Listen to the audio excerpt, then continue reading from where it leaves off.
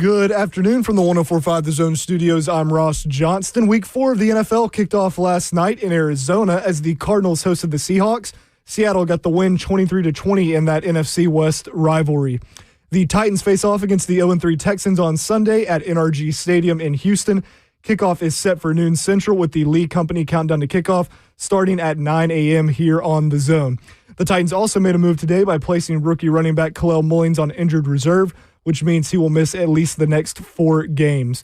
The number 15 ranked Tennessee Volunteers go down to Starkville tomorrow to face the 4-0 Mississippi State Bulldogs in SEC play, and you can listen to Vol Network's coverage of that here on The Zone as well. And lastly, number 18 Vanderbilt hosts the 3-1 Utah State Aggies tomorrow in Nashville with kickoff set for 11:45 a.m.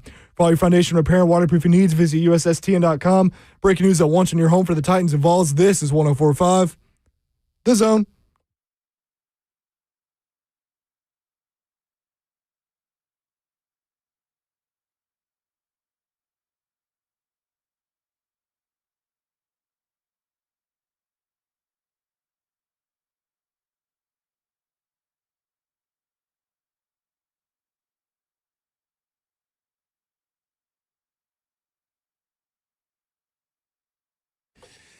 Cover 2 with Blaine Bishop and Zach Lyons here on 104.5 The Zone, powered by All Four Seasons Garage Door and broadcasting live from the 104.5 The Zone Circus Sports Studio. Kentucky's largest sports book can now be found at Circus Sports at Kentucky Downs. And why do I look so tall? I don't know. You look at the thing? Huh? The no. picture. I'll pull it up here. Screen. You don't have your screen right in front of you. No, I never look at the screen. I don't want to see myself. Oh, no, he brought me down. Yeah, me. I never want to look at myself. Ross is a prankster, man. Oh, yeah, you were really high. Oh, man. He's a prankster there, man. I dreamed guess what? I grew up, I wanted to only get to be 6 feet so I could be taller than my mom.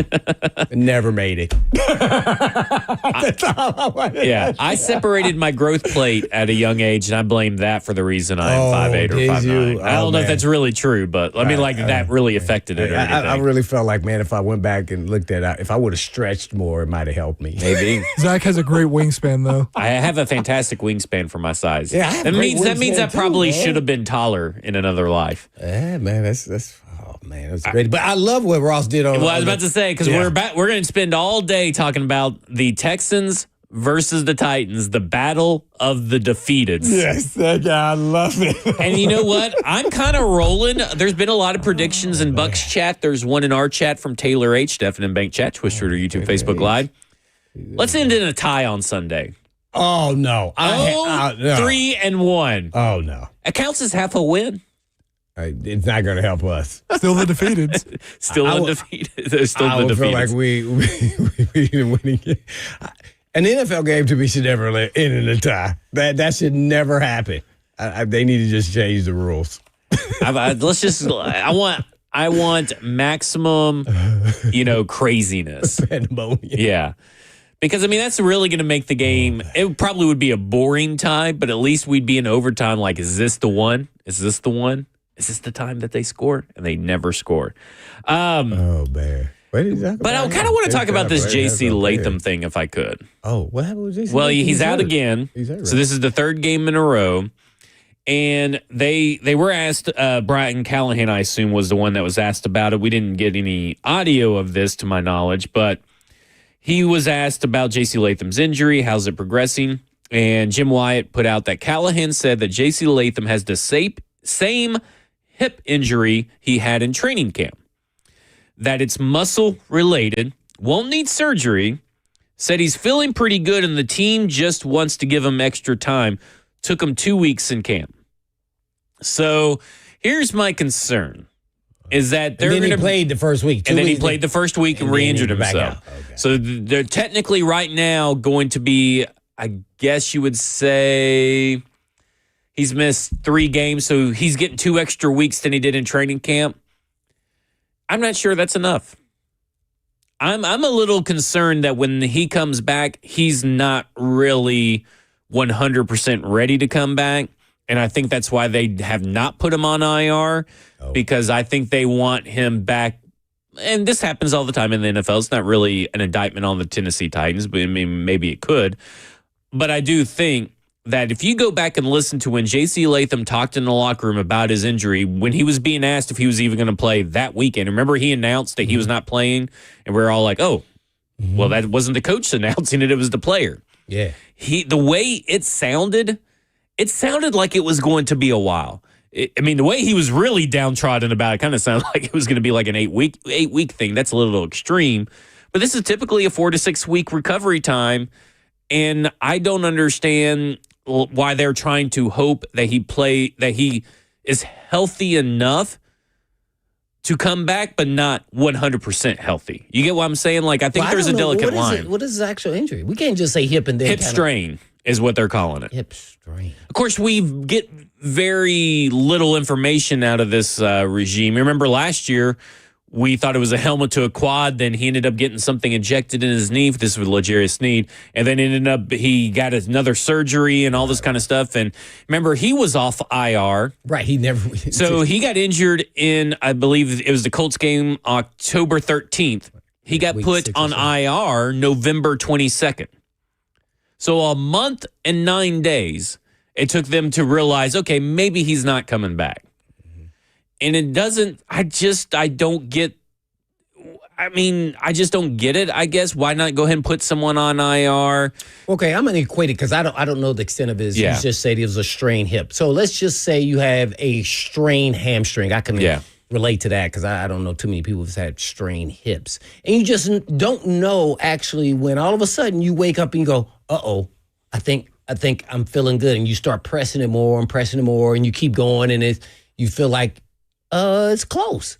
And so maybe that's why. If this is a strained hip, I'm not a doctor, so I'm just trying to guess. So maybe it can heal overnight. It's like having a strained shoulder and like you have no power, then you start getting power back slowly but surely. But if you go too far too soon, it will take you right back to the start. Yeah. So that's why maybe they're not putting him on IR because there's still hope and there's no harm in leaving him where he's at because they have flexibility in case it does. So I think that's more so that or not. I don't know. Except I was really concerned about his injury. I said it when it happened. Yeah, and because to me he's the foundation. He's the best offensive lineman in my opinion on the team, and it's not even close. So we're trying to protect our best asset, Cam Ward. So I wouldn't rush him back at all. I don't, and most players, especially in a season like this. Well, most players want to be back out. Right. It's just hard to sit there and watch your team, especially when you're not having a good season, and you just see what's going on, and you can contribute and help in some huge fashion in protecting your quarterback. So that right there is tough. So I'm sure he's working his butt off to get back out there, but at the same time, the trainers, himself, and the organization got to make sure that we put him out here where, not to say he can't get hit on it and make it get, back to where it started, but we want to make sure we get him out there when he's at least giving you the odds that he'll be as healthy as possible based off of what he's doing. But, man, those big guys, man, the hips, especially the tackles, you got to have a lot of mobility. Hey, man, dang. It's just, oof.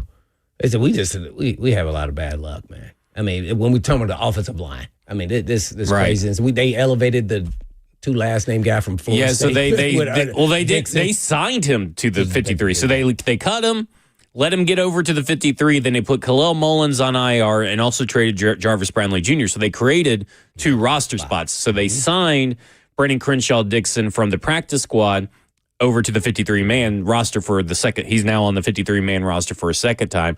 And not only that, they announced today that they are pretty much done with John Ojukwu because it sounds like today they're not going to elevate him. They are going to roll with Oli Udoh at right tackle as the starter, who was absolutely dreadful last week. And then they're going to let Brandon Crenshaw-Dickson be the swing tackle backup. This undrafted free agent rookie is going to be the main backup to this position.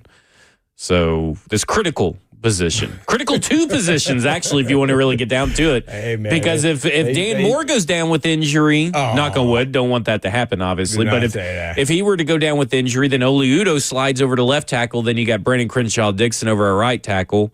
And it's just, You might as well just not put in Cam right. Ward. Yeah. You just put in Brandon Allen at that point. Really Let him people. take this. That's really 3 people according to Ross. So we will win. Hey, don't worry. We got O-line Jesus out there. We're good. Oh man.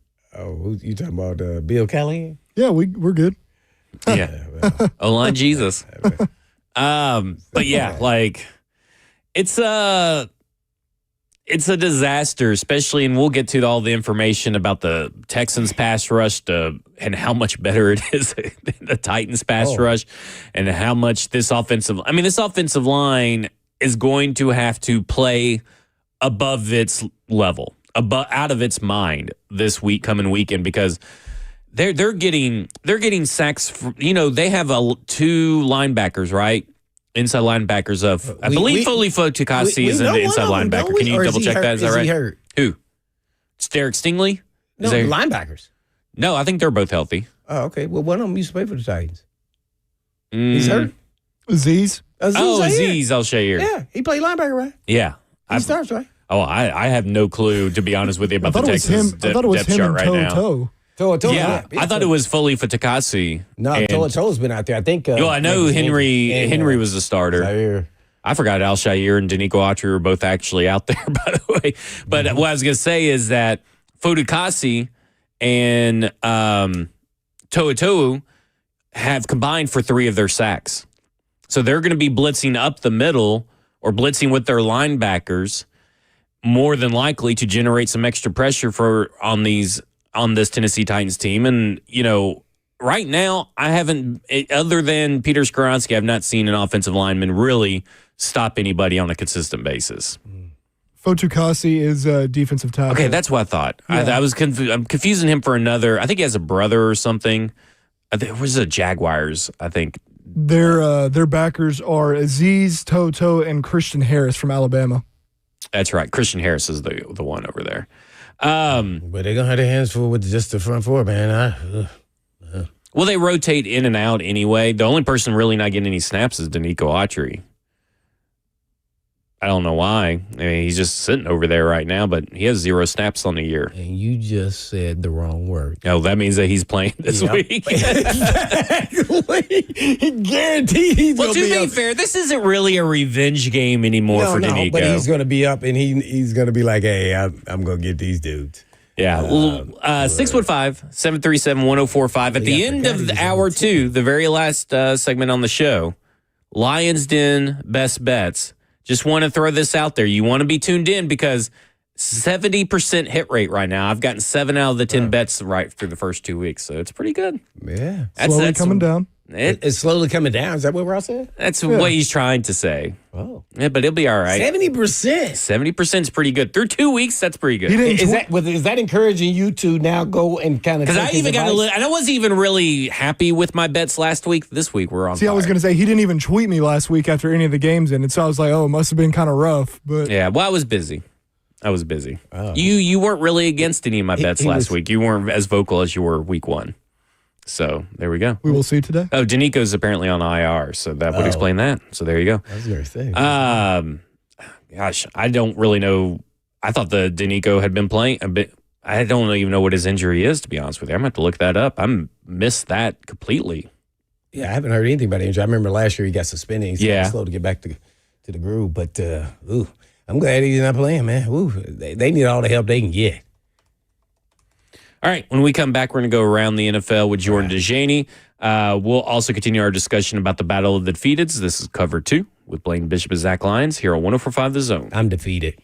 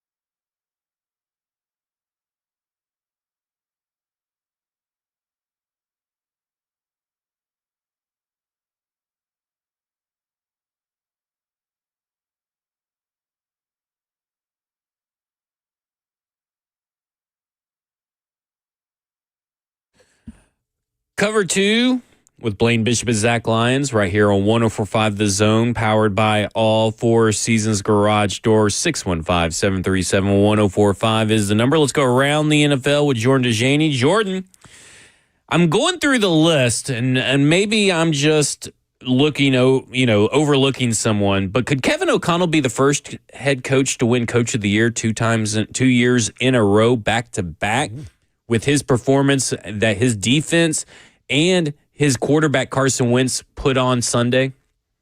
What's going on, guys? Yeah, I think you're onto something there, Zach. I mean, if Carson Wentz is able to create a quarterback controversy in Minnesota and really take off and steal that job from J.J. McCarthy, he's got a great defense behind him.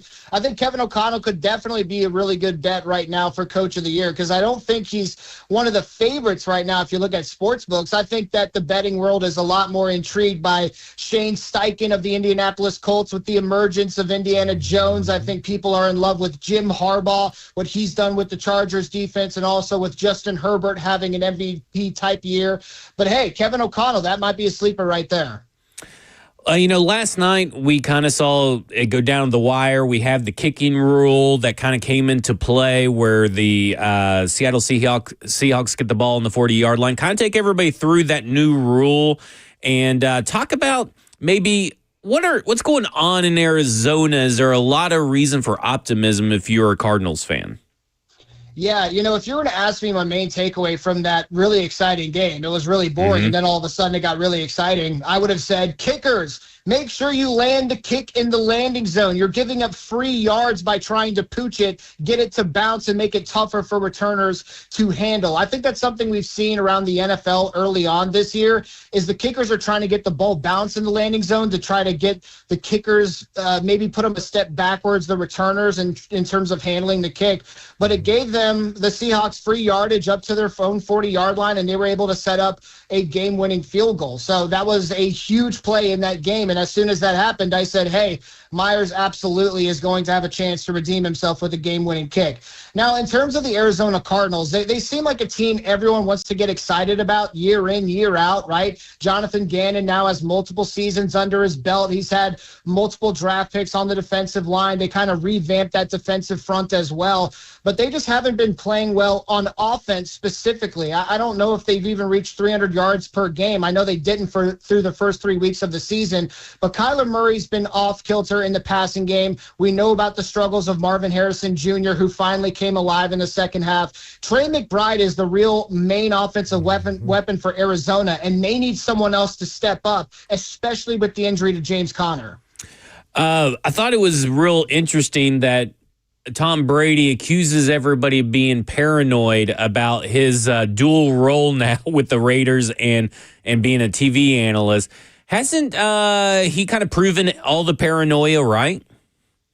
Tom Brady, he's the most clean-cut person I've ever heard of. Has he ever been accused of cheating, ever?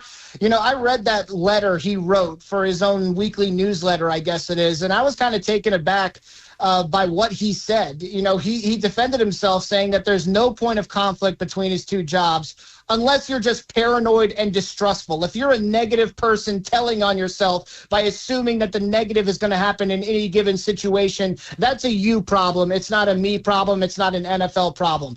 Well, I kind of disagree with that, because maybe Tom Brady will toe the line and not use inside information, quote unquote, to use to the Raiders' benefit. But I think it's very fair for the rest of the NFL world, more specifically, Mike Florio has been talking about this a lot, to be worried about what Tom Brady can learn from these production meetings, what he can learn from just his role as a color commentator that he can use towards the Raiders' advantage. So I think the main headline was Tom Brady came out and really viciously defended himself, saying that there's nothing weird with this. I'm giving back to the game in more ways than one. We're going around the NFL with Jordan DeJaney of CBS Sports. Well, Jordan, let's talk about these two 0-3 teams that'll be facing each other, and I think the Texans are favored by 7, at least last time I looked. So I just want to, how about you give us your thoughts on how the Titans could possibly win this game? Well, I will tell you, I'm kind of intrigued by the change at play caller. I think more likely than not, we're not going to see any major differences, and the offense all of a sudden is not going to become the Baltimore Ravens. I don't think that's very likely, but it was a change that was kind of needed, right? In Callahan's 20 games as play caller, the Titans ranked last in the NFL in yards per game. They ranked bottom 5 in points per game, yards per play, passing yards per game, turnovers per game.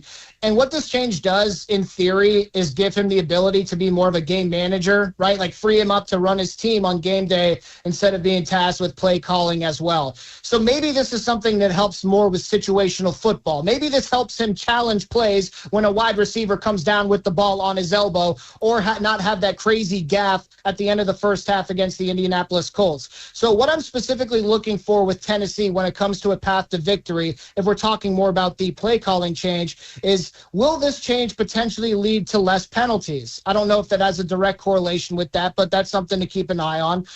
What does the personnel look like in terms of where they want to go with the ball? Is Calvin Ridley going to get more touches? Is DK going to get more touches on offense? And I want to see if the Titans can be better just with situational football, period.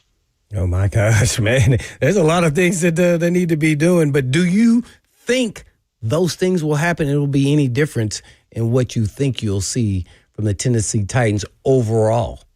No, I'm going to be negative, Nancy. It's really tough for me to say that this change is going to spark the Titans on a run. I'm leaving the door open, of course, because the Texans are 0-3. They have not been playing good football, specifically on the offensive side of the ball. But I still view the Titans as one of the worst coach teams in the NFL that's lacking talent in specific areas. They're on the road, despite this being a close divisional rivalry. It's tough for me to have optimism that the Titans this week specifically can turn it around. I more look at this game as an AFC South showdown where the Texans at home can finally get back on the right track.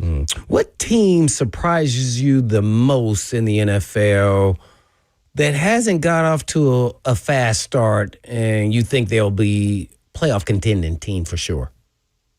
That's a good question. You know, I'm still keeping a side eye maybe towards the Atlanta Falcons, who I think have a really good chance to bounce back against the Washington Commanders this week, who will be without Jaden Daniels and without Terry McLaurin, maybe Bill Krosky-Merritt as well. The Falcons had the most disastrous outing of the entire Week 3 in the NFL against the Carolina Panthers. There's no doubt about that. Michael Penix has been the worst deep ball thrower in the NFL in terms of his completion percentage. So what the Falcons did is they fired their wide receivers coach. They're bringing down their offensive coordinator, Zach Robinson, from the booth to the field. And I think what they're specifically going to do is try to really tailor the game plan around Michael Penix's strength, try to get him comfortable in the passing game, rely on the playmakers that are available to him, and maybe rely more on the running backs such as Bijan Robinson and even Tyler Algier. We know that the Falcons defense had some pretty impressive outings to start the year. If this pass rush specifically can develop and have more outings like they did against the Minnesota Vikings earlier this season on the road,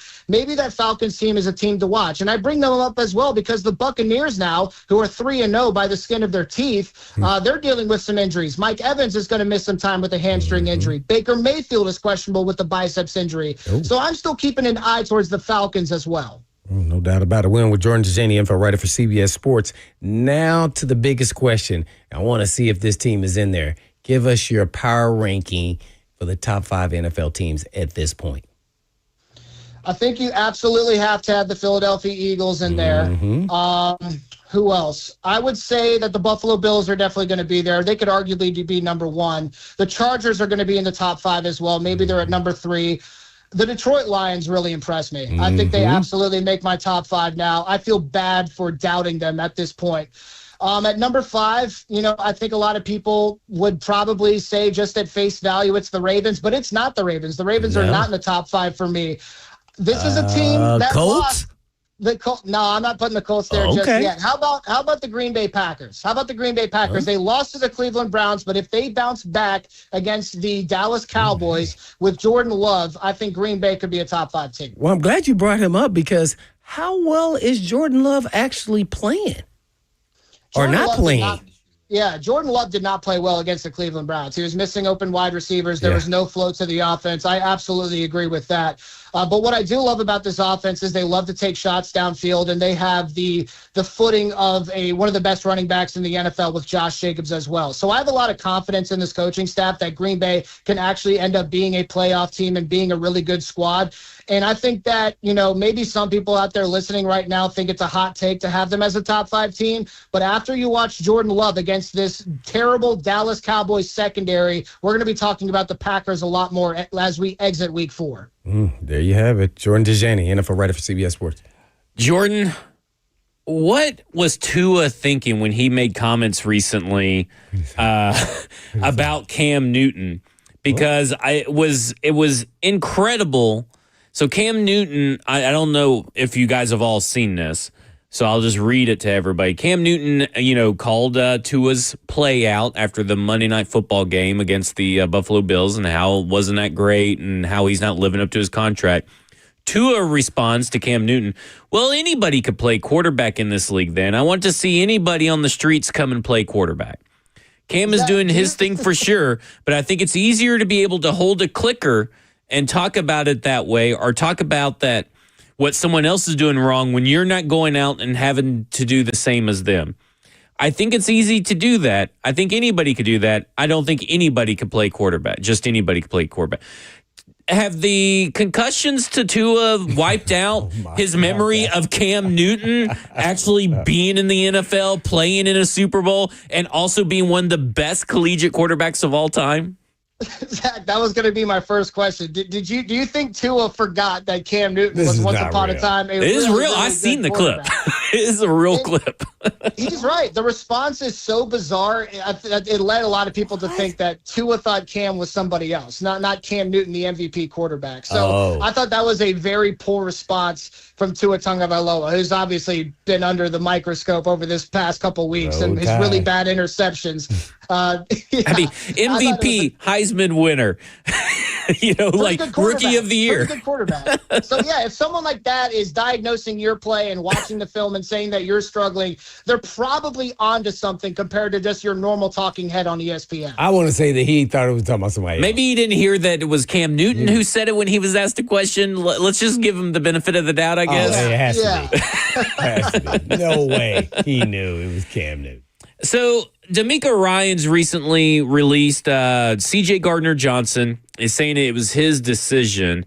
Now, I just looked at the Texans depth chart. They only have 6 defensive backs, 3 safeties and 3 corners on their roster, and Derek Stingley's out, and they just cut C.J. Gardner-Johnson. I mean, what is kind of going down in Houston? Is Houston kind of under more pressure than we all really want to talk about?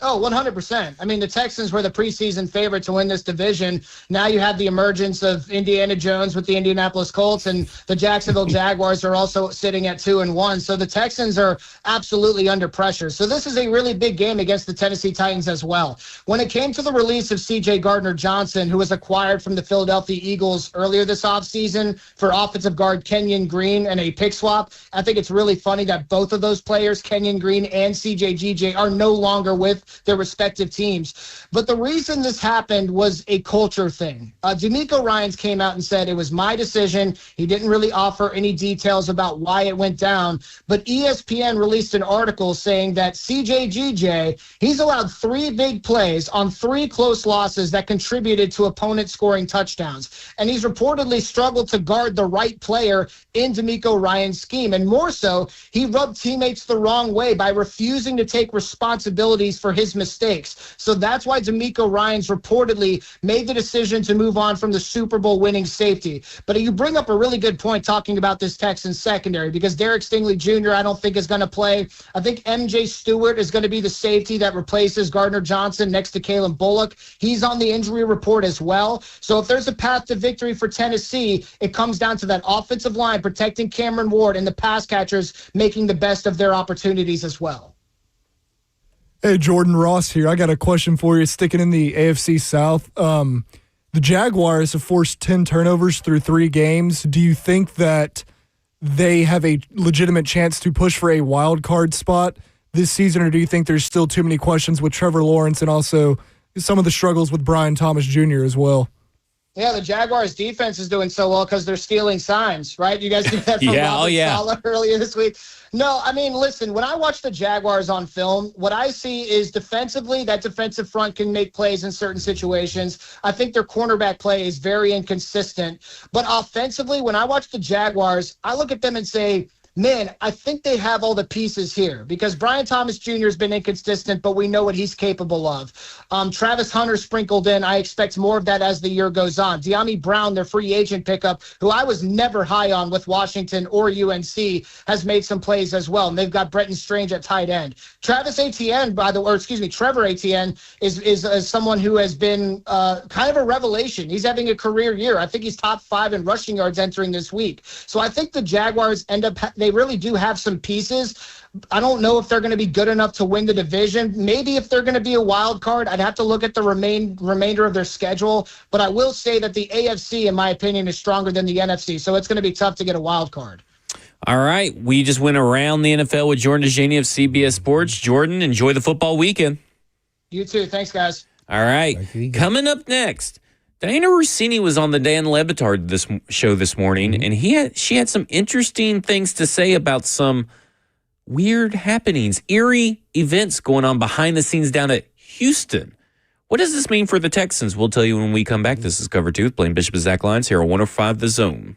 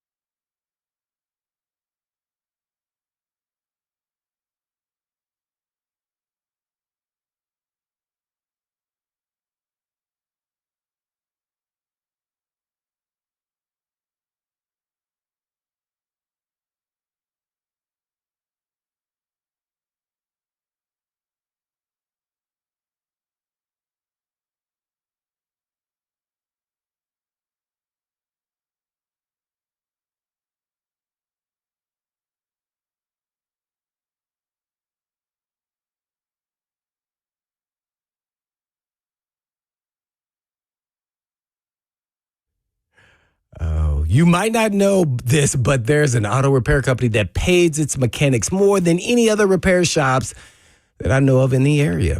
Hey, it's Blaine Bishop for Eurofix. And why would Eurofix do that?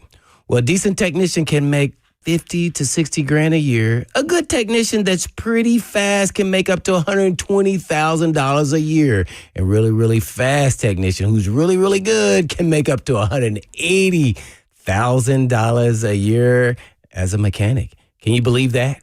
And a lot of people look down on mechanics, and they shouldn't.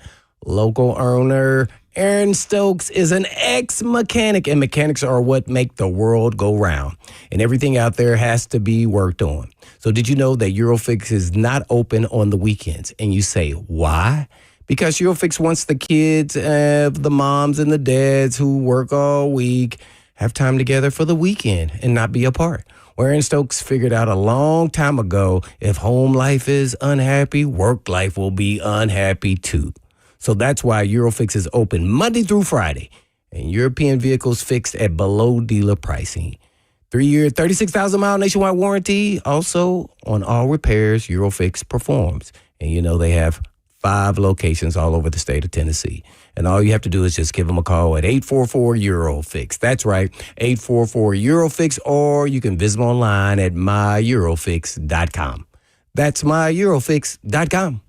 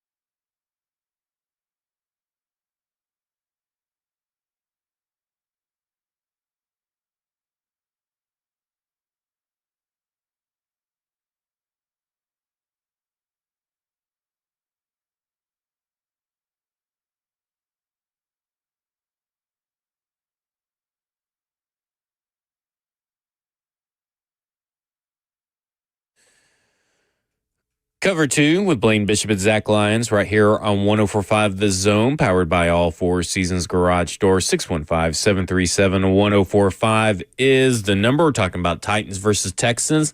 Let's go to the phones real quick. Let's go to Paul, who wants to talk about the Titans. Paul, you're on with Blaine and Zach. Hey, how y'all doing? Doing good. How are you? Good. Pretty good. What's up, Blaine? Hey, what's going on, man? Long time no talk to, brother. Yeah, no doubt about it. Man, I've been a Titans fan since I've been in Nashville, first game. and let me tell you something. I ain't going to sugarcoat this at all.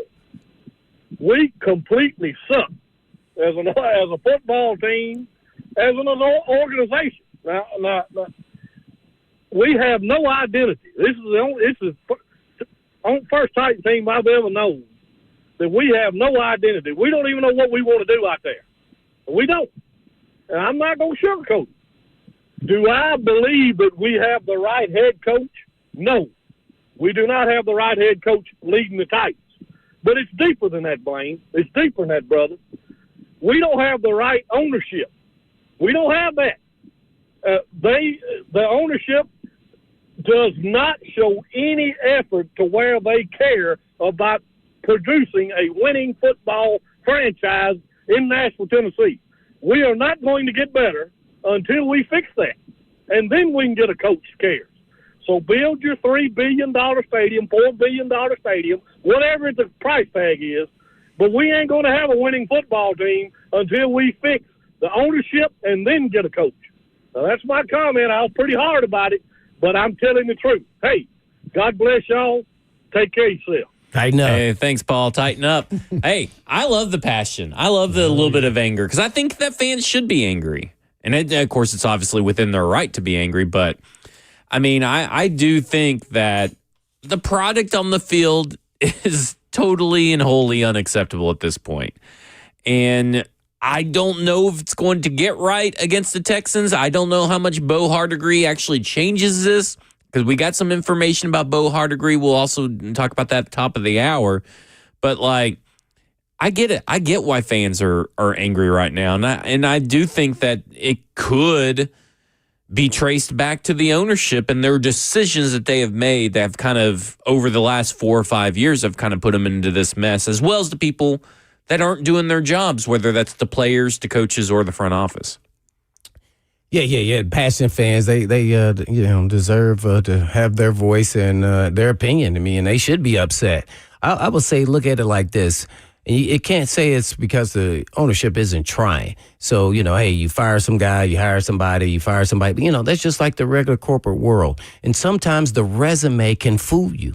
And sometimes you think you got the right guy. And you are all passionate in and think you have the right guy, and this is the guy that's going to take us to the next level. And sometimes it just doesn't work out for whatever reason. And that just kind of continues to snowball. And I think it's tougher than people think. And, I don't think it's because they don't want to win. I think they're trying really hard. And matter of fact, if you make decisions, you got to admit that you made the wrong decision and you cut them and move on. And I think they've done that. So now they have to, once again, based off of the decision that was made, everybody thought it was a good decision up there. It was all part of the decision. And the resume looked good, and it's not working out that way. And you also have to admit that, we're rebuilding. I think they're finally coming to saying the word rebuild. It's almost like you can't say the word. Yeah. And once you kind of get into that mode, then I think you can understand. And every team is going to have to go through that. It seems like it's taking us a bit longer to kind of figure out that that's where we are. And it's like they're in the middle of building a house and it keeps raining and they can't finish. Right. So, hey, I give them all the credit in the world for let me, cut them and move on to the next guy and see if we get it right the next time. Now, I'm going to say this. Think about the league. I could probably name, I don't know, maybe at least 5, but maybe 10 teams in NFL probably feeling the same things just like the Titans. Oh, listen, if you go and look at all these fan bases. So it's not just our organization. It's going around, and every business has its ebbs and flows, and we're just stuck in this dive, and we're trying to get back up out of it. And it's a tough one because, man, the next hire here, because I'm assuming that's what's going to happen if it keeps going down this road, will be significant. And I have no idea who would even be on that list. And I don't even want to start that list, but already, we're trying to find connections and maybe a veteran coach who's been in the league, is proven, but not an old coach, retread. And so it'll be interesting where Berganzi and Brinker go after this. Yeah, and that's the thing is, it's like the people who say that, well, this Tennessee Titans team, they never tried to put value on wide receiver. Mm-hmm. Well, no, they have. It's just has failed. They've spent a first-round pick on Traylon Burks, second-round pick on A.J. Brown. Yeah. They went and traded for Julio Jones. They tried signing Josh Reynolds, and then all that kind of stuff. That Corey Davis is they've tried. They've put resources into it. It's just that they've hit a string of bad luck outside of A.J. Brown and developing NWI over time, that they've hit a string of bad luck. Now, is that bad luck? Some of it is kind of made by the choices that they do. Sure. Trading A.J. Brown. I mean, that's something that you had control over. Right? But, you don't have control that Traylon Burks, it'd be revisionist history to say that not almost every draft analyst had a first-round grade on Traylon Burks. Yeah. So it'd be revisionist history to say that he was not worth the first-round pick. You can't control injuries and all that kind of stuff. Isaiah Wilson, a little bit different, but, that was a whole being enamored with the size instead of the person and all that kind of stuff. But COVID year. Yeah.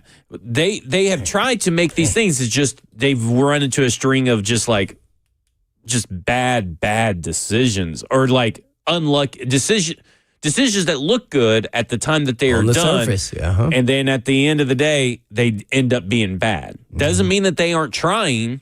It's just that what they're trying has not worked. Yeah, I think Amy and crew all want to win in the worst way, and sometimes that kind of can work against you. So we shall see where they go from here, and I think she's kind of letting the people who are in place now to make those decisions and supporting their decision, at least understanding that this is a rebuild. So you got to be patient. But how patient will you be? Because ultimately you still want to win. Yeah. You want to win, and you don't want to have a bad product out there. I mean, you have a new stadium. Coming in. Oh, no. When the new stadium gets here, they better be a playoff contender team. But boy, that's what I'm saying. May get fired that day. I mean, if you don't think she's trying to make moves to get a winning product on the field, she loses money if there's not a winning product on the field. I mean, she there is an investment. She's already not one of the more liquid cash owners in the NFL. And she is trying. It's just not working. And they'll have a lot of cap space and to spend money next year. I think based off of that, you would probably know a little bit better than me on that side of it. So I think it can only go up from here, at least at some point. So we shall see. No, it can't get any worse than this. You could keep losing games, but it can't get any worse in my mind about where we're at. So you got to start with draft. And give Berganzi so far so good on the draft picks, pretty much on the guys that they've gotten, even middle round guys to late round guys. So we all know what Cam Ward is. So let's see if he can do it again, though. That's pretty. And guess what? This may have been the right hire, but guess what? This was the first time he was a GM. Yep. See, so you're starting to make good decisions. This seems like it's going to work out. See, so now you got to tag it with maybe this is not the right coach, and maybe you give him the opportunity to hire his coach. Right. So then everything is working aligned. Right now, they are not aligned. And I'll also say this: when it comes to being a general manager of an NFL team, if you have 8 good moves and then 1 bad move, depending on how the severity of the bad move, that's okay. Yeah. You're not going to get every move right. You're not going to get every draft pick right. You're not going to get every draft pick right. Okay, so you got, let's just go through the list real quick. Cam Ward, Gunnar Helm, Chimere Dike, Elikai, and Manor look like 4 contributors for the foreseeable future. Yeah. Even Winston, who hasn't played. Yeah. Winston. Maybe Winston. We haven't really seen Khalil Mullins, and we haven't seen Jackson Slater either because Kevin Zeitler's ahead of him. So we don't know what those guys are yet. Femi, not looking that great, but there's still time. But if that's the one bad draft pick, well, if the other draft picks hit, that's fine. Doesn't mean you fire the guy over the one bad draft pick. Of course. Right? So if, again, going back to the draft class, some free agents may hit, some don't. But look at trading Jarvis Brownlee Jr. I think we could say that was probably a bad process. Mm-hmm.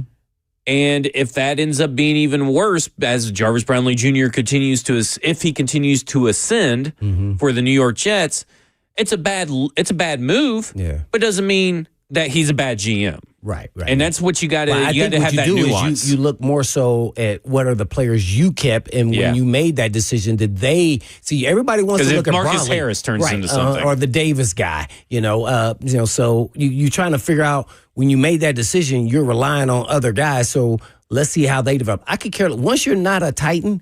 I can care less what you do over there. Now it's about the guys that you thought were the guys.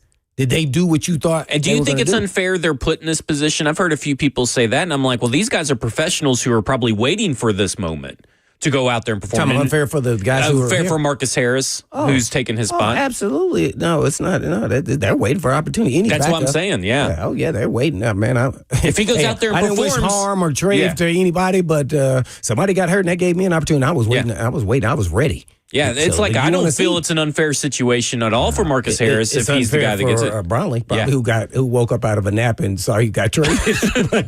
Like, whoa, wait, what did I do? I was asleep because I slept. Took a nap. Yeah. Well, I wasn't in a meeting. That's a mute point. These guys are looking for the opportunity because they know ultimately when you're in this game, you have to get paid. And the only way you get paid is to play and be good when you play. You got less mistakes than you're getting toasted. Right. All right. Coming up next, we'll continue to talk about the battle of the defeateds between the Tennessee Titans and Houston Texans as cover 2 with Blaine Bishop and Zach Lyons right here on 104.5 The Zone.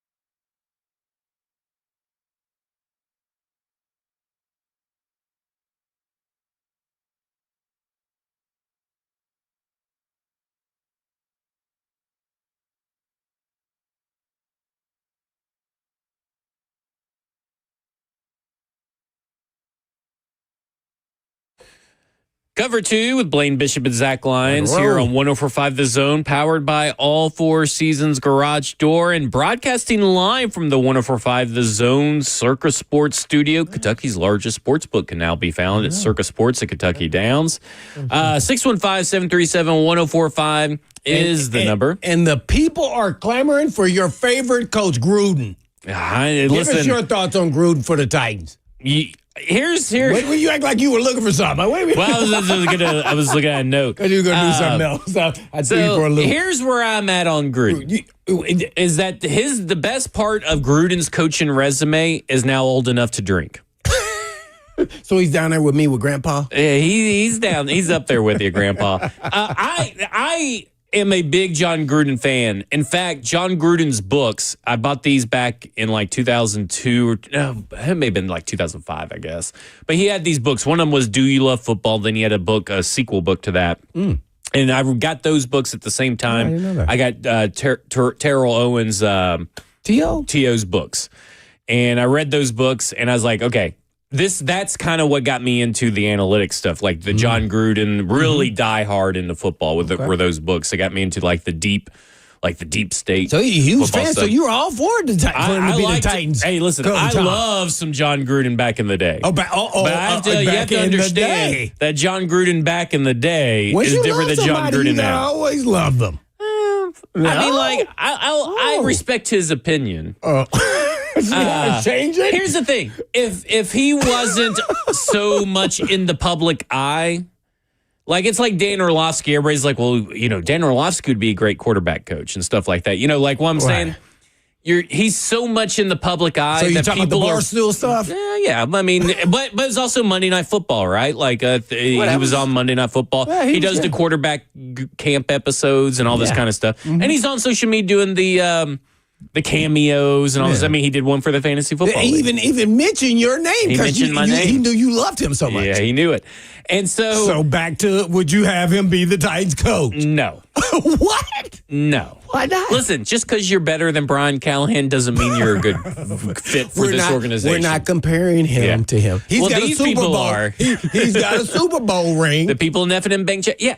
In 2003. Hey, and that was a you could 2002 say season, it really but wasn't 2003. him, but it was other people. But at the same time, he does have a decent resume. I mean, a decent resume where the best part of it can go downtown and honky tonk and not get in trouble. It can just show its ID. I mean, it's 21 years ago. So McCarthy's a better coach than Gruden.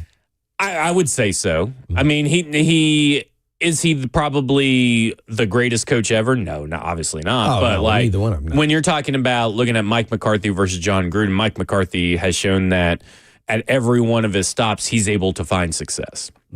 Like he had 3 12-5 seasons at Dallas right in a row.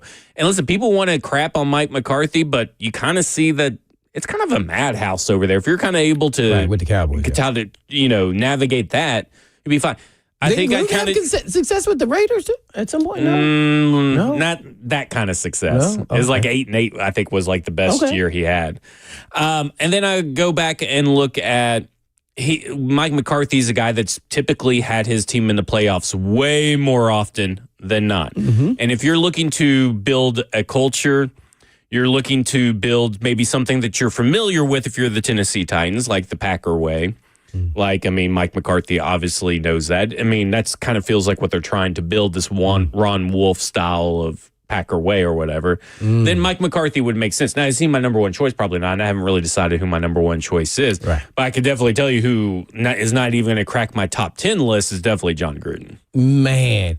So you spent all that money on his books and you they were great books. You know loved what? him. He got you into the analytics. That's what I was about to say. And then Gruden, now you pooped on him. Gruden's pooped on books, your book. Gruden's books served their purpose and they got me this job. Served your purpose. So you're a user of his books. And now you're pooping on him. Well, I'm just saying the game has passed him by, pretty obviously. It's pretty close to passing Mike McCarthy by. I just want to throw that out there. I mean, Titans are just in a bad spot. They probably should have fired their coach last year so they could have a better pick of the litter, But, hey, you lose some, you lose a lot, I guess. Ross. I mean, you have one You got inning. something to say, Ross? What Well, do I you was got? going to say, so Matt Nagy will crack your top 10? Oh, I was waiting for you to go there. Yeah, because I do think Matt Nagy got to listen. If you are eliminated. You are fired. Let me say something. I think what Matt Nagy did in Chicago is a little bit more underrated than what people want to give him credit he's for. gonna pull up his record. What was his record? Give me 1 second. Don't blame everything on Mitch Trubisky. Well, some of it needs to go. Mitch Trubisky wasn't his guy. They drafted Mitch Trubisky before he got there. Now, you see, that's the big thing, the big risk of what you got.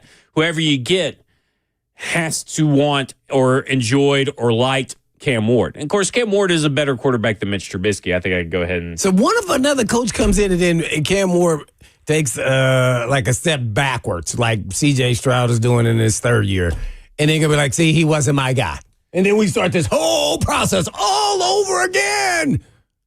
It's probably going to happen because they didn't fire Brian Callahan last year. This is the issue when you don't line everything up. This is the issue. This cannot happen again. Well, I know, but I think everybody should buckle up. You got to work with this guy. We've already got that guy. So we're moving on. That's the only request. You got to hire someone that can get that once Cam Ward. But guess what? Brian Callahan also wanted Will Levis. I mean, but again, Cam Ward is a better quarterback. He wanted him. Well, I think he said that I can work with that. So you got to be able to differentiate in those meetings. Do you love him, or do you just want to work with him? Like, are you just willing to maybe? Is the marriage dead or on arrival? Or is it ready to blossom into a new relationship? There has to be more comparables like Ross, like where the quarterback and the GM or coach didn't align that had success. Oh, I think I actually have that on the spreadsheet. Thank you, John Gruden, for this. A good coach could say, hey, man, this guy's got some tools. I can work with him. We got to put some more weapons around him, make sure we, get him in the right mindset. I think we got all that with Cam anyway. We just got to get the line right and get him some more weaponry. Man, I don't want to hear that from a coach that you signed. It's like, and if things aren't going well, lucky for you, that's not my guy. Lucky for you, I actually have. Coach the guy. The guy's got talent. Coach him up. So just to find. Ooh. Okay, so Green Bay, the GM, Brian Gutekunst, if you will, got there before Matt LaFleur. He did. Okay, so there you go. So there's one that worked out. Oh. Let's see. The Rams, Les Snead was there before Sean McVay. Mm-hmm. If you sense a pattern, it's, hitting on good coaches. Let's see. Who would be the next one? Okay, so... obviously, Jason Light had been there for a while before Todd Bowles had gotten there, and Todd Bowles eventually got the head coaching job down at Tampa Bay. Oh, we can go with the Panthers. So typically... The Panthers, that guy wasn't there when Bryce Young was taken? Was he? No. No. So they brought in the head coach and the GM at the same time because it was Dan Morgan. But it still wasn't their quarterback. Wasn't their quarterback. Well, yeah. Well, I meant the new guy. Yeah. So Canales, right? Right, but they came in at the same time. See, that's what I'm saying. The GM in it, right. See, if you get them on the same timeline, it usually works out more often than not. Yeah. Come on, man. Hey, I just don't even want to hear nothing about that. Sorry, this guy's legit. We know he is, so. Yeah, I mean, at the end of the day, whoever's coming to take this, like for the people that say this job isn't going to be that attractive, as like, you guys are crazy. It's Cam Ward. Well, and it's 32 team. It's opportunity. It's always, even if you're the worst team ever in NFL history, somebody's going to want the job. There's going to be people lined up. The GM for the Broncos before Sean Payton. So there's just another one.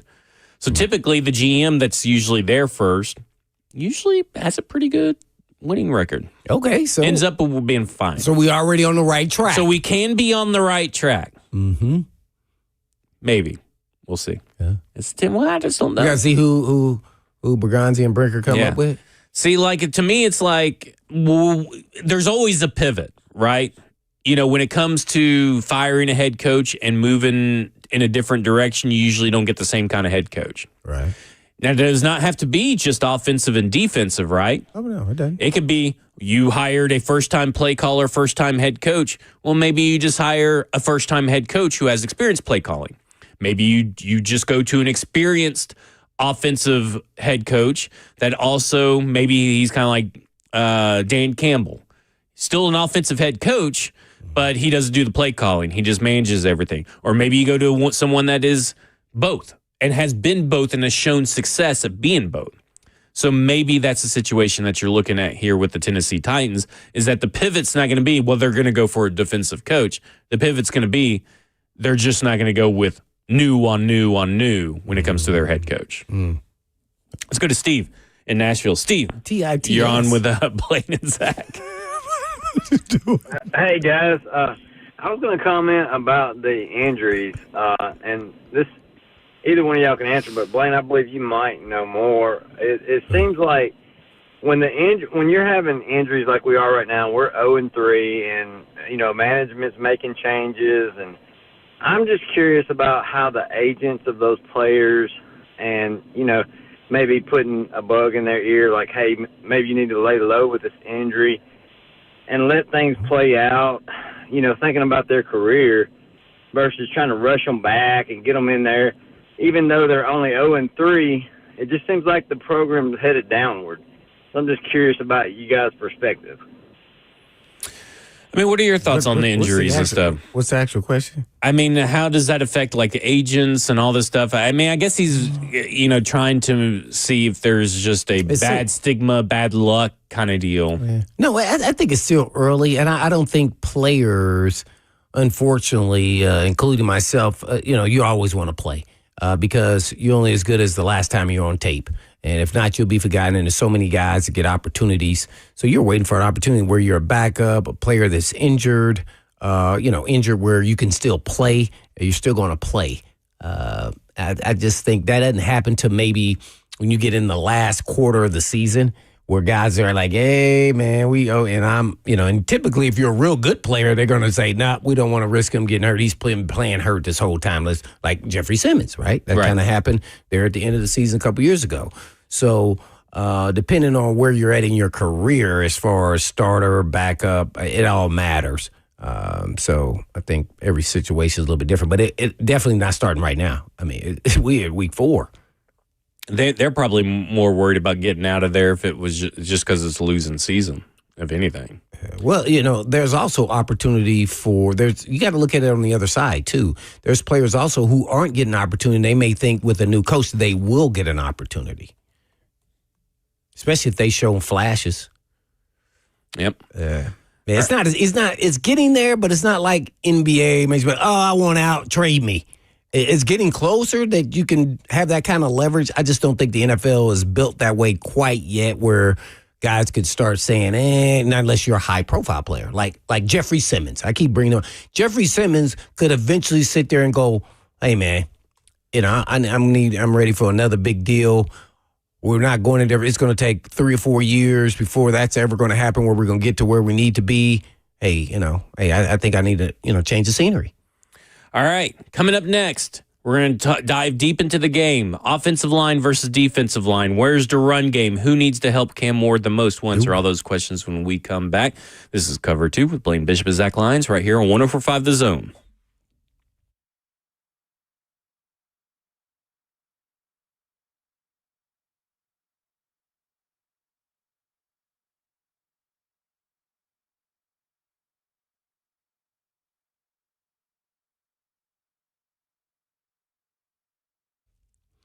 Let's talk insurance. King and Associates Insurance. They're independent agents, and that's a big difference. But it goes beyond just having multiple companies to shop, weeding out the non-competitive companies, keeping great relationships with the biggest and best, along with bundling. But unfortunately, life happens, and they get it. So here's a true story about my friend and coworker that switched from a previous independent agent and got better coverage on his home and its contents and even his automobiles with flawless communication, and a true champion in this corner after his 16-year-old daughter's accident, and they saved them thousands. And thousands from an independent agent who was overcharging him for years. And you can make a switch and save the same, if not more. But don't make the switch because he did. Switch because you should. As a business, family, or an individual, make the switch to King and Associates Insurance. And I'm sure you could have good use of that extra moolah, money that is, that you'll be saving. And all you have to do is just give them a call at 615-321-8121. That's 321-8121 or tkinginsurance.com.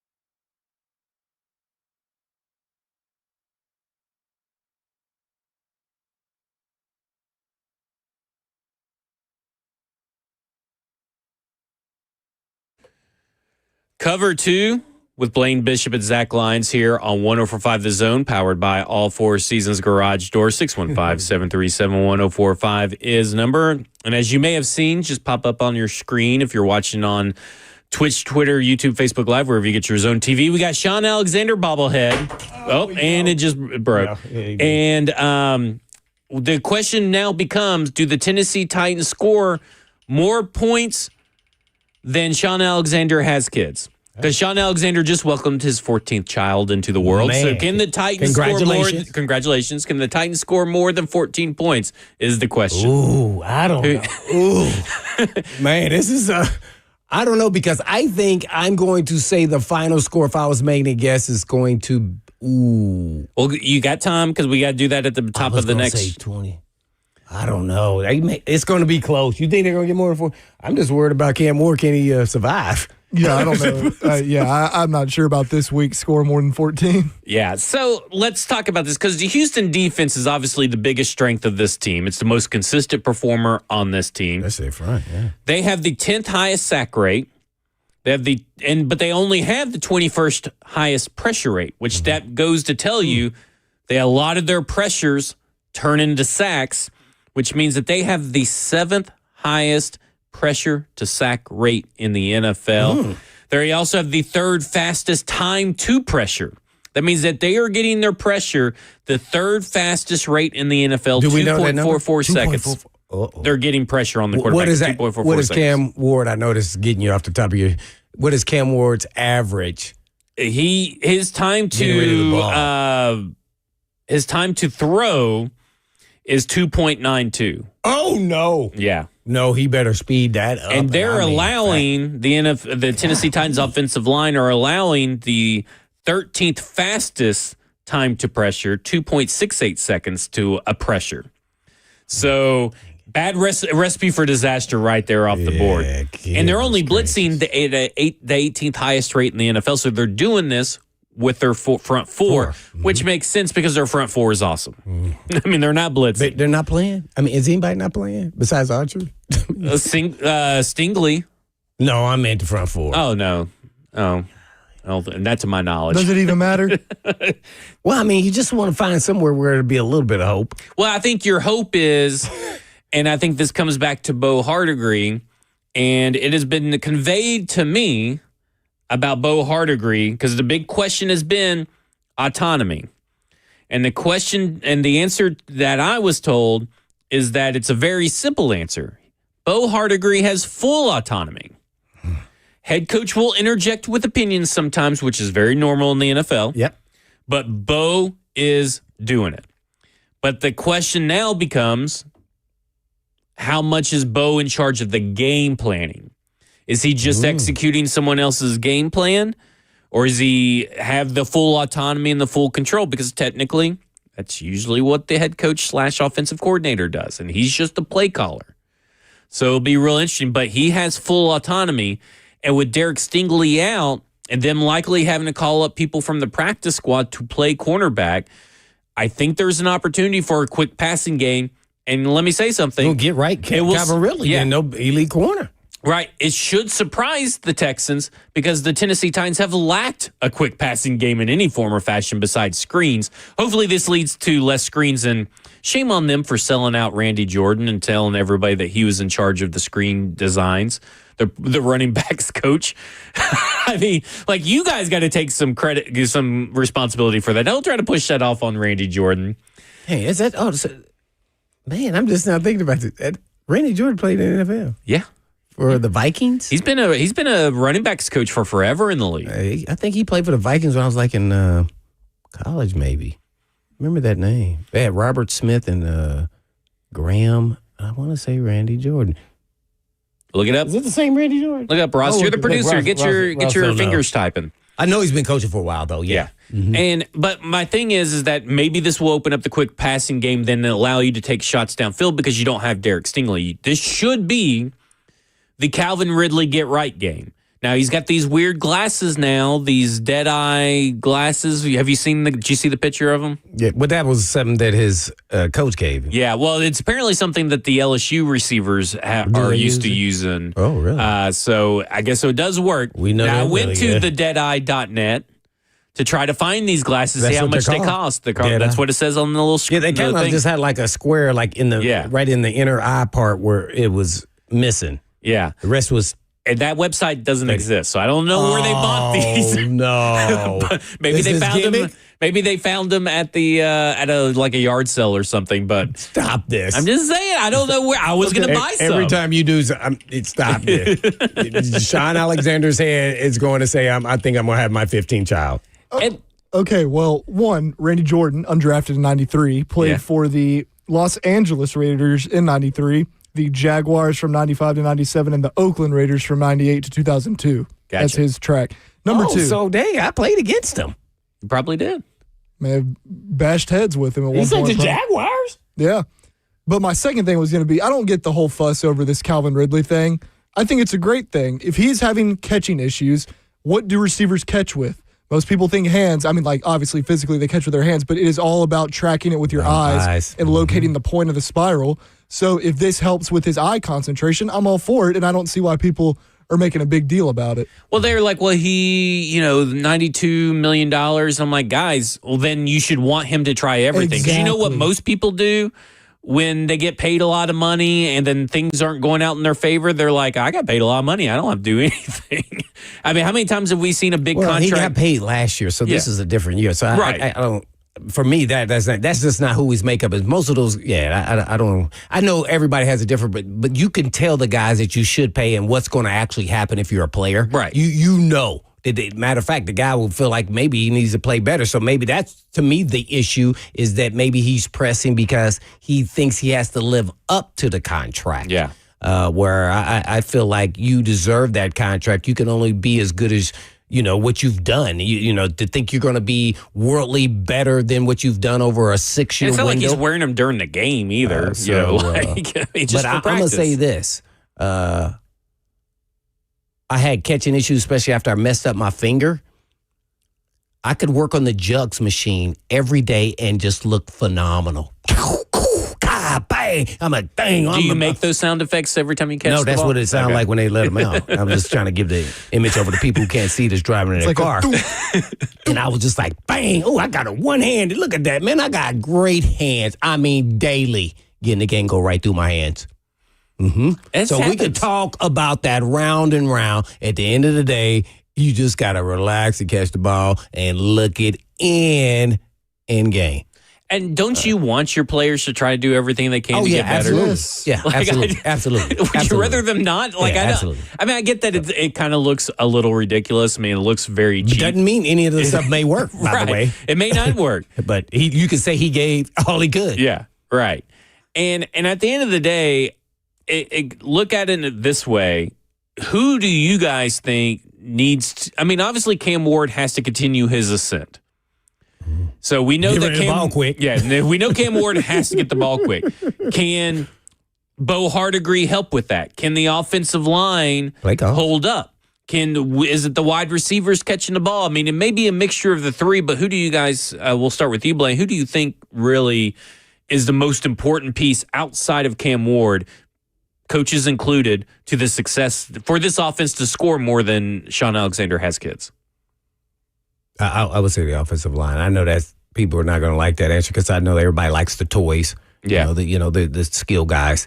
But this league still today is built on in the trenches.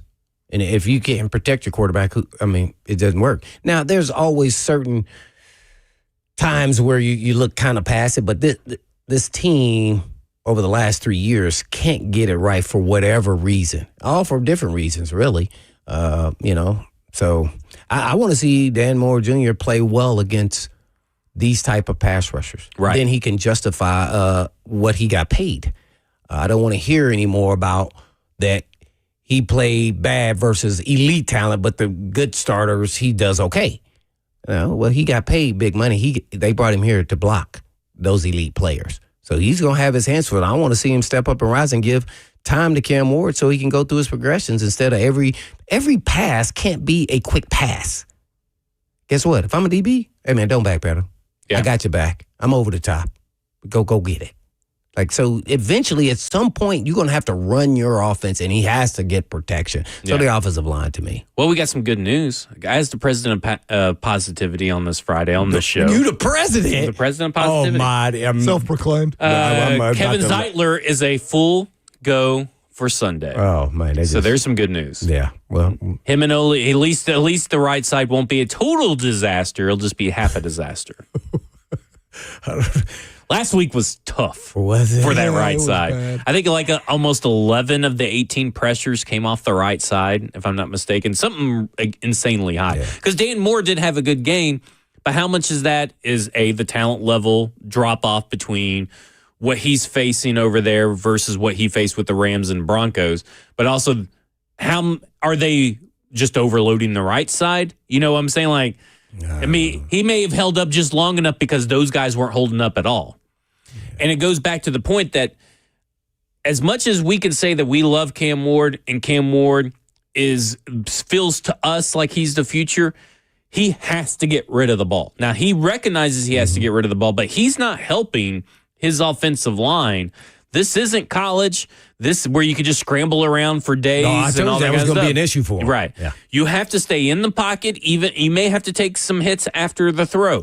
You got to keep your eyes down the field. You got to know where your outlets are at. He does have to play better in the face of pressure. Absolutely. And there's a lot of times where there's no pressure and thinks there's pressure. He thinks he feels. So he's going to have to change that too for them to be able to look competent.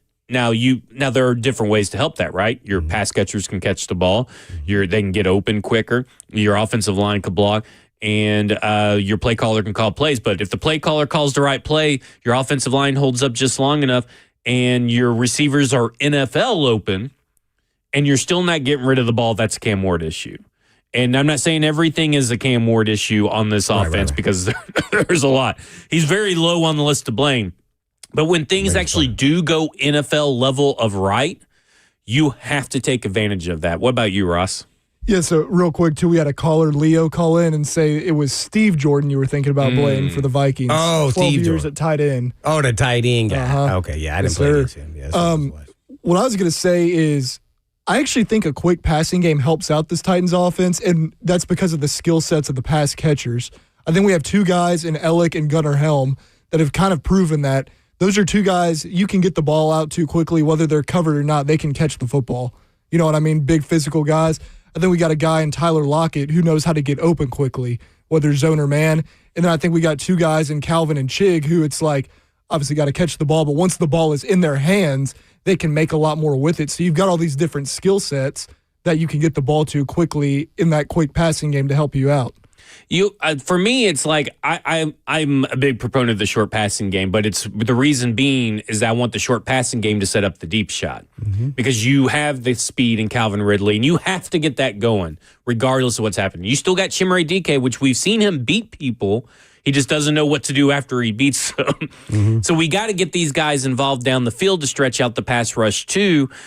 But he got missed. Yeah. You saw that play that he overthrew him? Cam Ward overthrew him. He was wide open by 3 yards. I'm sitting in the booth like, oh, my. You can't miss them. Can't miss those. Because those don't come up open I was like, often. Oh, my. I was like, I wanted to see if Ridley could catch you. But you got to get the run. Yeah, you got to get the run game going too, specifically, right? You have to start leaning on this run game more because what we have talked about all offseason is that the run game and the defense are two of the quarterback's best friends, and that has not been the case through these 3 weeks. In this game with this pass rush. You got to slow the pass rush down by running. And you got to have a pass rush. You're talking about a team with the 31st in sack rate with 1.9%, 28th in pressure rate, 25.7%, 30th in converting their pressures into sacks. But they are the 5th fastest team to get in pressure. They get pressure in 2.46 seconds. The only problem is they don't do that often. And when they do it, they don't get the results you need in sacks. And guess what? This blitz-heavy team, we're going to blitz. Remember that all offseason? We're a blitzing defense. 28th highest blitz rate in the NFL according to Next Gen Stats. So I job. love what you're saying, though. Like, I completely agree about short game to open up the deep threat, because you don't have to hit a deep threat to win or hit a deep shot to win a game, but you need the threat to be there to defense. You got to keep them honest. Absolutely. And the O-line is a part of that. We got to be able to protect long enough, but we just don't have that threat with Calvin yet, and it's because we've shown nothing to give teams that threat. Yeah. And I will say this, if you're talking about penalties, and why is this not popping up? I was going to see what someone asked us what the Texans penalties were, but can't be worse than the Titans. It's not worse than Titans. I'll look at that when I'll we're tell you on this, break. though. Last week, it was so disheartening. I go back and watch the game. I had to stop at the first quarter and didn't watch anymore. I don't blame you. I was so here we go. perturbed. I think because it gets personal with the Colts. The Houston Texans are averaging 8 a game. So the Tennessee Titans are averaging 2 more a game so far. Yeah. So not that big, but it still is a difference. All right, coming up next, Lions Den best bets and our final score predictions for University of Tennessee versus Mississippi State and Tennessee versus Texans. This is Cover 2 with Blaine Bishop and Zach Lyons here on 105 The Zone.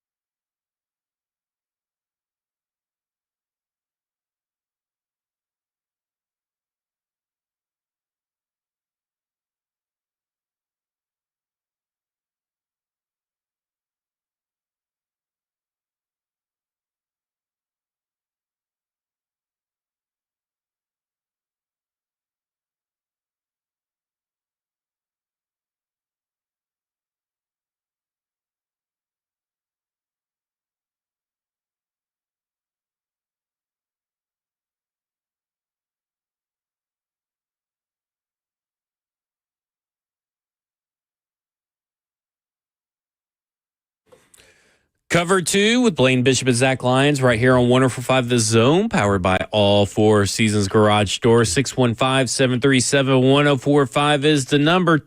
It's time for our score predictions. Tennessee, let's start off with Tennessee versus Mississippi State. I'm going to go Tennessee wins 28-24. No, what do you think? I think it's going to be a low score. Vols 17, Bulldogs 14. Whoa. Scoring. I think it's going to be 24-17. Go Vols. There we go. Clean sweep for the Volunteers. Any whiny Bulldogs this weekend? No whiny Bulldogs this time. Maybe a whiny cowbell. I don't know. I may forget. All right. Tennessee versus Houston. Speaking of whiny dogs. Bulldog. I feel like the Mississippi State got some pit bulls, man. Last week, I was the only one to pick the Titans. That did not work. So I tried to reverse jinx. You guys both went the Colts. I guess you would be the closest in the score with 24-4. You would be the closest with 24-14, Blaine. I was the one who got the Tony Pollard rushing touchdown. You said Chimere DK special teams return. Mm-hmm. You said outside deep for Ridley, so I got that right there. You might have if he would have hit that. But so Tennessee versus Houston. I'll start us off here real quick. What you guys are thinking, because I got my touchdown score and I got how it's going to go. Oh, okay. I'm going to go. Houston wins 28-13. The Tennessee Titans miss an extra point, and their only other touchdown. They miss an extra point. The Titans score to get a touchdown is going to be a Cedric Gray scoop and score off a fumble. On special teams? No, he's going to play defense. This is going to be one of his few defensive snaps before he gets traded. For a future 7th round pick or maybe an 8th round pick if they can try to find that, because they hate value. So I'm going to go Cedric Gray scoop and score. Blaine, what you got? I'm going to go the exact same score for the Vols and Mississippi State, 24-17. And they will get 17, but that is their actual average, I think, or somewhere thereabout. Okay. And the Texans win. And actually a very competitive, close game. One you want to watch. Okay. And who do you have as a anytime touchdown scorer? Anytime touchdown scorer? Thought it was first. It could be first if y'all want to make it first. We never really declared what it was. We just knew that they would only score once when we started this against the Rams. I'm going Chig. Chig. I like it. Chig. Who you got for your touchdown? Give me Houston 24, Titans 10. Oh. I think we're only getting in the end zone once. Who's that one time? Tyler Lockett. Ooh. That's a good one. Okay. Those odds have to be horrible. Okay. All right. Are you guys ready for the Lions Den Best Bets? Oh, yes, we are. What is our music? I always got to find it. I never know. Eyes of the Panther. Where is that at? It's right there. I see it on my list. It's right next to Sean Alexander's 14th child. Found it. So this is with your walkout music. All right. We're starting off with a game for tonight. Florida State taking the points at 6.5.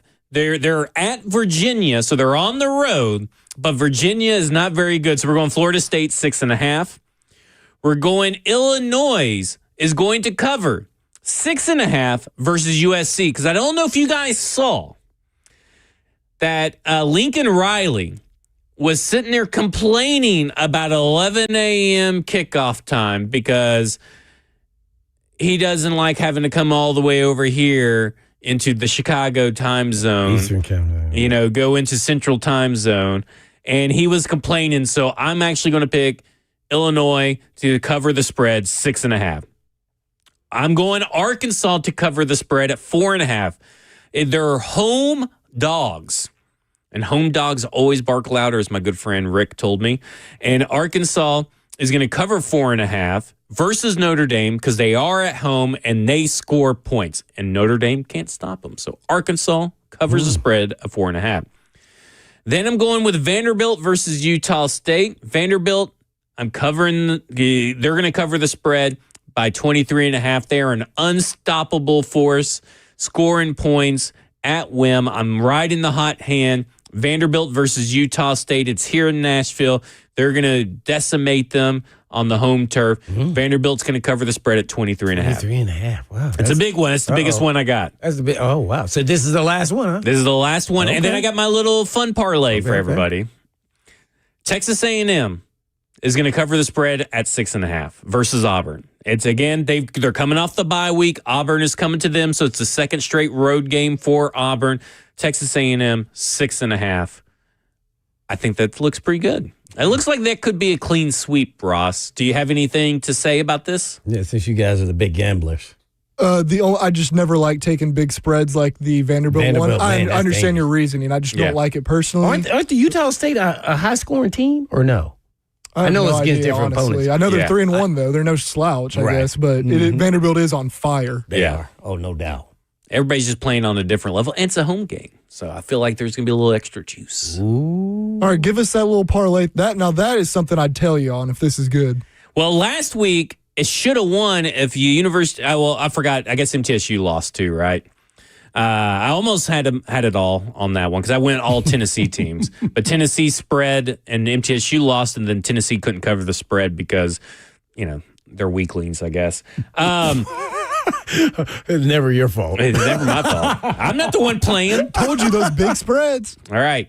Arkansas, and we're going to full money line parlay, and these are all home dogs because home dogs bark louder, as my friend Rick says. Arkansas money line, Illinois money line, Northern Illinois money line, and Syracuse money line. So that's going to be Arkansas versus Notre Dame, Illinois versus USC, Northern Illinois versus San Diego State, and Duke versus Syracuse. Duke versus Syracuse. Yeah, so Duke, that's the shakiest one of the four. If you had to go with the shaky leg on this parlay, that'd be the shakiest. So Arkansas, Illinois, Northern Illinois, and Syracuse money line. Oh, Syracuse lost a quarterback, parlay. right, too. He's out.